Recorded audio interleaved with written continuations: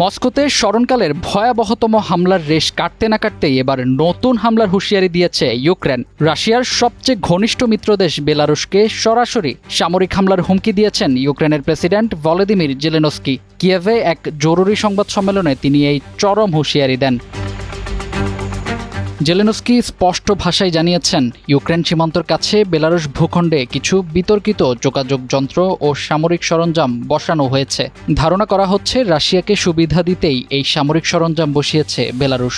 দেশটির president Alexander লুকাশেঙ্কোকে ultimatum দিয়ে Zelensky আরও বলেন, আগামী এক সপ্তাহের মধ্যে এসব সামরিক সরঞ্জাম সীমান্ত থেকে সরিয়ে নিতে হবে, তা না হলে ইউক্রেন সরকার এর বিরুদ্ধে কঠোর ব্যবস্থা নেবে। এদিকে বেলারুশ প্রেসিডেন্ট লুকাশেঙ্কো জানিয়েছেন, ইউক্রেন সীমান্তে পরিস্থিতি এখন যে কোনো সময়ের চেয়ে বেশি উত্তপ্ত। সেখানে সর্বোচ্চ সতর্কতা জারি করেছে তার দেশ। মস্কো ও মিনস্কের যৌথ অভিযোগ, ইউক্রেন ইচ্ছাকৃতভাবে বেলারুশকে এই যুদ্ধে টেনে আনার চেষ্টা করছে। 2022 সালে যুদ্ধ শুরুর পর থেকে বেলারুশ সরাসরি সংঘাতে না জড়িয়ে বরাবরই কূটনৈতিক সমাধানের কথা বলে আসছিল।